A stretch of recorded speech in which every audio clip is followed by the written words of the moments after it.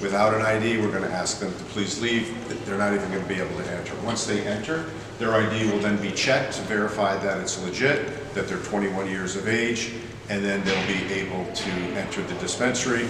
We're encouraging everyone to place their pre-orders online. They can start placing their orders at 6 o'clock tonight so that when they get there, they could come in, make their purchase, and leave in a timely fashion. I guess, police chief, how do you know someone's intoxicated? For instance, with alcohol, there's a blood level that you test for. Is it like one bong hits okay, three's not? I mean, how do you test? So the best way is a blood test, but people can refuse blood tests as well. So it's just like a normal driving under the influence. You would give a field sobriety test. There'd be indications from that. There is a program in the state to make people, officers, better at recognition. It's called a drug recognition expert. That person is trained in a manner that they can almost tell what type of drug it is at some point. We are sending someone to become a drug recognition expert for the state, but it's still a regular, field sobriety test, like for DUI. Like being able to walk straight without falling down? Yeah, but you're going to indicate that by the way they're traveling, right? A lot of the under the influence things come from accidents. Maybe someone gets in an accident and then they're transported to the hospital. There's a search warrant for blood. There's a whole bunch of scenarios, but they could be going 10 miles an hour in a 50-mile-an-hour zone or whatever the case may be.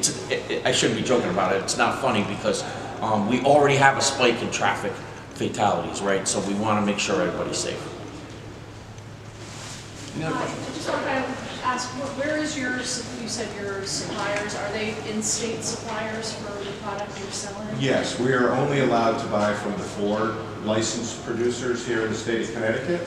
There's soon to be a 5th one, but right now it's the 4 licensed producers. What's up with the edible shortage? Why are you having trouble getting edibles? Each producer has to make different batches, different samples. They send them to the state.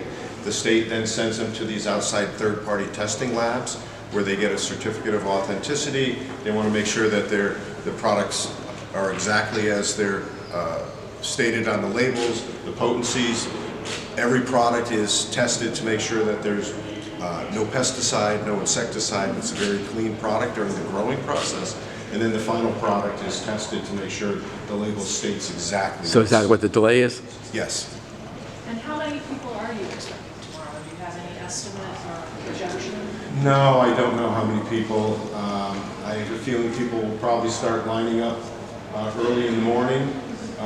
We'll work through the line as best we can in a professional and courteous way, and hopefully take care of everybody who's there.